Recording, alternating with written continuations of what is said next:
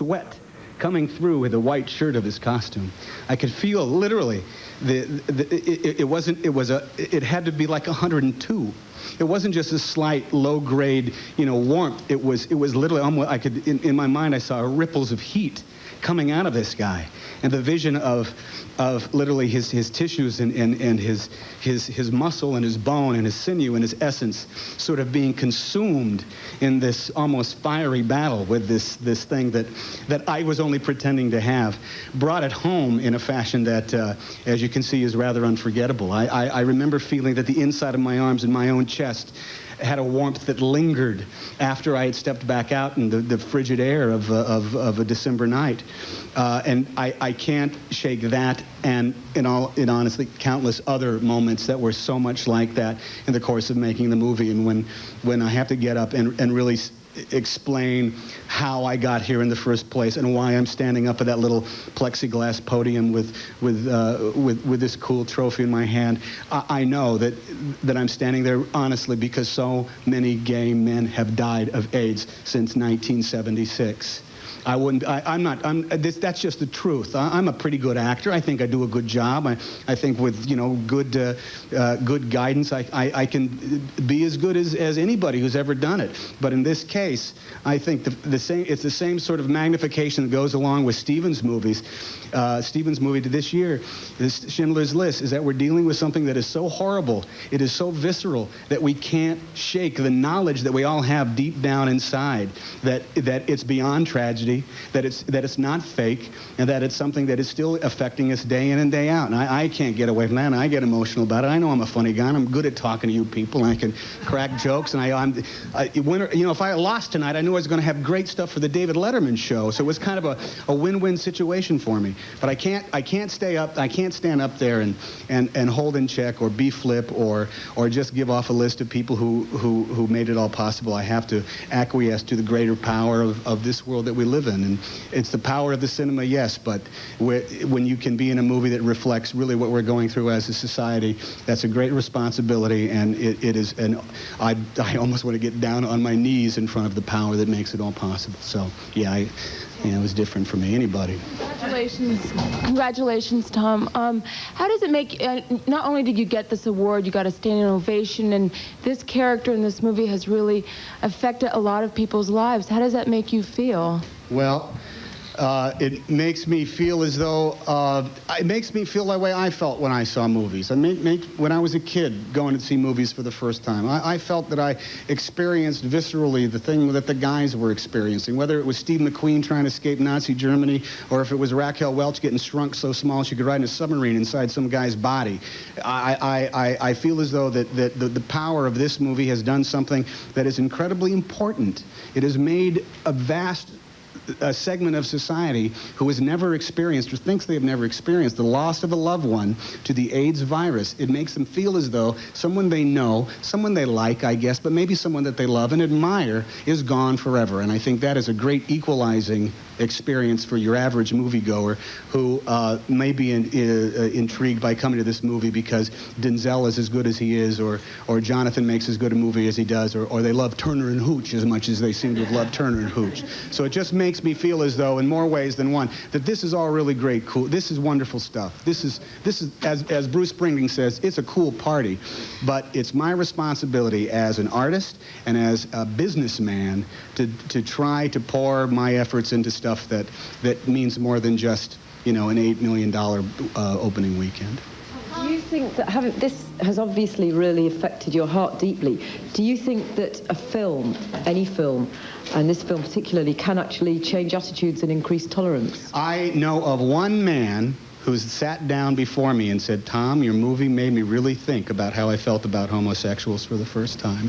That's only one, and I'm going to say something. So if it just changes one heart, I won't say that. But we all love movies, do we not? We all carry them with us, carry them with us forever as time goes on. I think it can change because I think beauty and truth will leave their mark on you like nothing else. Now, it's not the most glamorous movie, and it's not the most successful, and God knows we took our shots, and that's all only right. But I would be hard-pressed, even myself, and I was the guy up there in it, for when Andrew Beckett stands up there on the stand and says, you know, I love the law. That's a, you know, I feel great about that. Shoot, I remember shooting the damn thing. So, I do feel as though that look, it's a force for good. Stephen's movie is a force for good. Jim Sheridan's movie is a force for good. All we're doing is throwing light on the injustices that are going on right now. Good God, we need more of that in the movies. We need more of it in books and on television. We need more of it in music. We should be, you know, we should be putting our kids to bed with stories that just bedtime stories that are of the same, you know, of the same moral stature. I'm crying far too much in front of you people, and well, I'm wasting it all on TV journalists.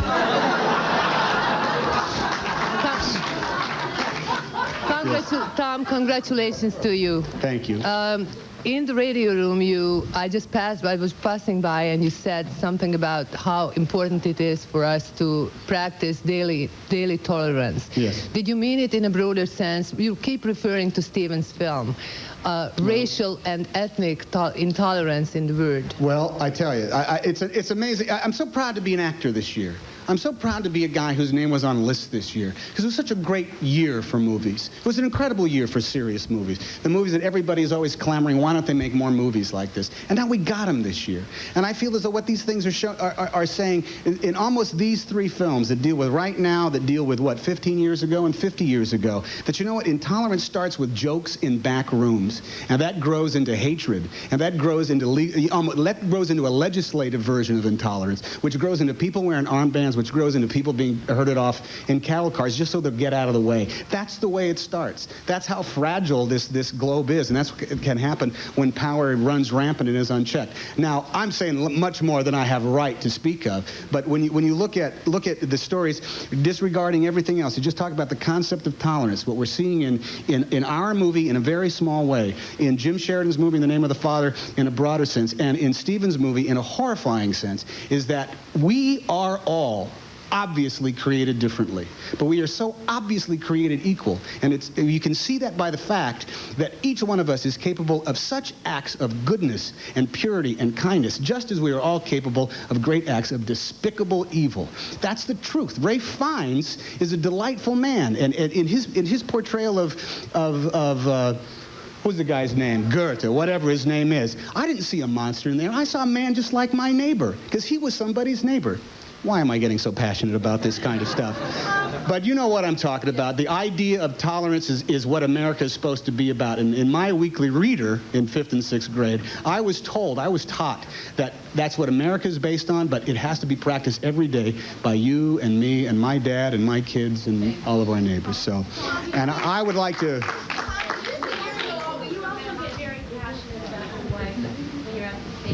She's a sweet doll, I'm telling you. Well, I tell you, because I stumbled for an awful long time as a very lonely guy. And when I came across her, I saw a glimpse of how life can be when you experience unconditional love.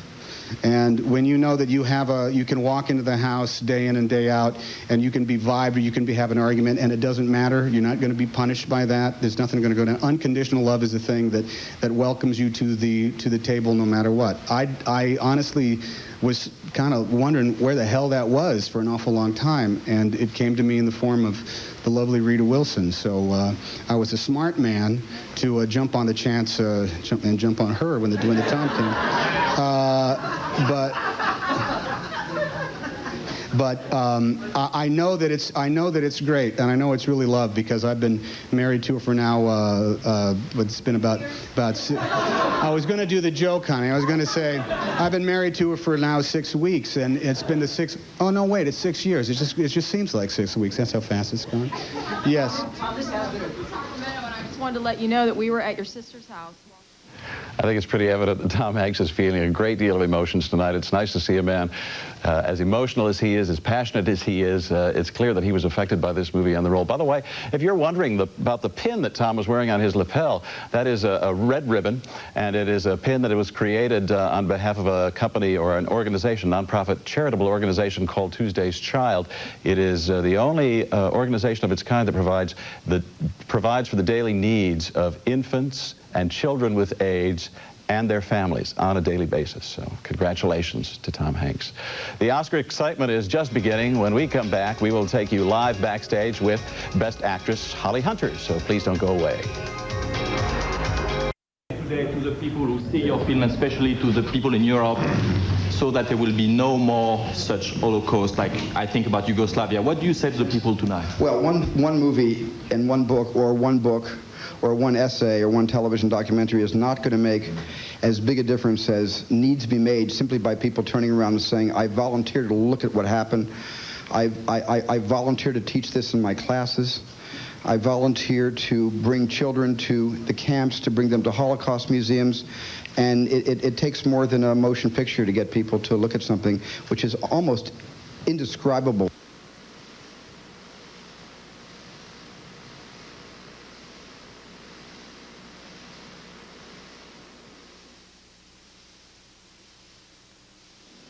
Steven Spielberg scored a perfect 10 tonight. 7 Academy Awards for Schindler's List, 3 for Jurassic Park.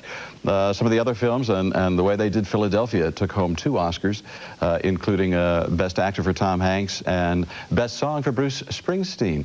But we're going to go back right now to Steven Spielberg, hear more from him about his Oscar-winning evening. He's backstage live at the Oscars. About your reaction when you hear those kinds of things being thrown at Hollywood, and you're obviously Jewish and a leading member of the entertainment community. What's your reaction tonight? Well, it's just, my reaction is, I've heard these cultural stereotype lines before. The old anti-Semitism, which is generational all throughout Eastern Europe, which was around long before the Third Reich. It is just what we've heard before. It all comes from ignorance and a lack of education and looking for the easy scapegoat. And I think that it's something that we have to live with while we're hopefully, teaching tolerance and teaching people about what happened so it will never happen again. But that's something that all of us live with. We hear it all the time, and it just takes education to move people away from those views. Mr. Spielberg, I'm sorry. I am sorry. Mr. Spielberg. I'd say, wait, stereo. Let me take the lady first, I'll take the gentleman, okay? Thank you. Yeah. Mr. Spielberg, we met in Vienna. I know. Yes, I remember. You were in the press conference. And yes, that's right. And I have a present. All the questions, too. That's right. Yeah. And I have a present for you. Since we met, we produced Schindler's Guide in Hungarian. Oh, is it a study guide? It's a study guide. Well, this is fantastic. It's going to go to all high schools in Hungary. Fantastic. And I would like to give it to you. Thank you very much. Mr. Spielberg, please. Mr. Spielberg, how many times you have dreamed this moment, this night in your life? Well, I have a great imagination, so I've dreamed this moment many, many times. But I actually had reconciled my life. Not to, in other words, I could have dealt with never winning an Academy Award because I had practiced dealing with it for the last 12 years. So this was a wonderful honor tonight. If I hadn't gotten it, I probably would have been shattered.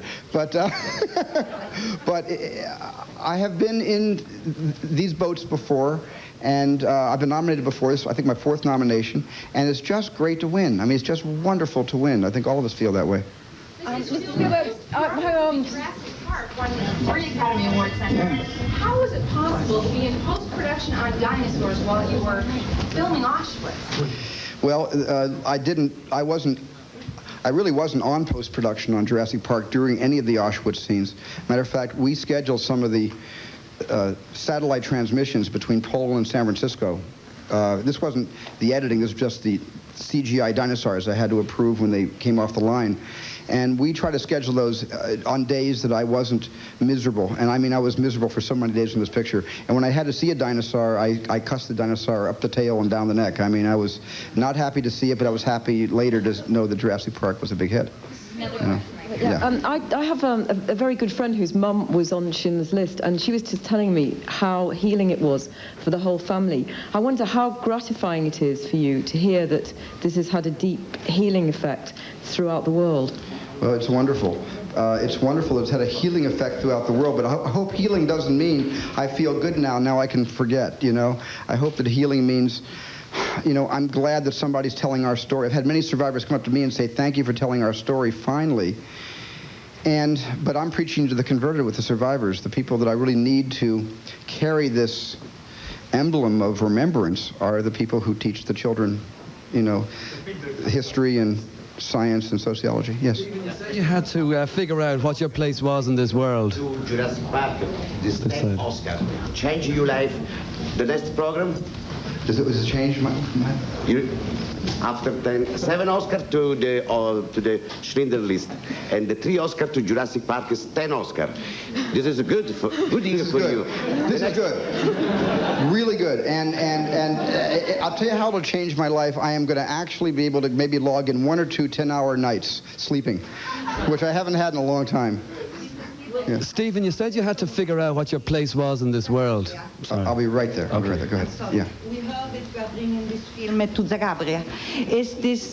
Would you like to bring Holocaust to actual? I would like to bring all the leaders of the 3 factions together to see the picture, just as you know, as a tribute to the memories of those who were murdered, and a tribute to the memories of those who continue to be murdered in this conflict. So I would very much like the film to be seen there. Mr. Spielberg, before making this movie, you said you had to find your place in the world. With the acceptance of the movie, do you think you found that? Well, I tell you the thing that I found, which is wonderful. I mean, I've had it before, but you know, this carries with it a different kind of respect. I glory and lust in the respect people have about the success of a lot of my films, but this defines success in a different way for me, in a way that is very personal, as Oskar Schindler was a personal story for me. And that this came with this movie, to me, is the miracle. I'm so happy this happened with Schindler's List and not with anything else. Mr. Spielberg, Thank you. why did you choose Liam Neeson to play Schindler? He is Schindler. And if I knew Schindler, if Schindler knew Liam, he would have probably embraced the idea. Are you disappointed he didn't win an Oscar tonight? You know something? I don't think Liam expected to win an Oscar tonight. I think Liam expected Tom Hanks to win, and I'm very happy that Liam's contribution to this movie is indelible and will be around absolutely forever, and he can be proud for the rest of his life. The award I think that we've all won, even beyond the Academy Awards, is we were just the privilege of having been given the chance to make Schindler's List. You thank your wife for supporting you. Steven Spielberg himself, when talking about Schindler's List earlier, said that he couldn't have made this movie 10 years ago. I think what we're seeing tonight is his publicly coming of age. He did it, it appears as though he did it a long time ago, personally. But now he's done it in his art form as well, and it's been nice to see. Our congratulations to Steven Spielberg, Best Picture for Schindler's List, Best Director as well. We have another Paula Poundstone party sighting, and Michael Kastner is now at the very exclusive Governor's Ball with all the award winners, except for Steven Spielberg, who's still backstage, happily meeting with the press. We'll join them both and hear from this year's best other performers when we come back.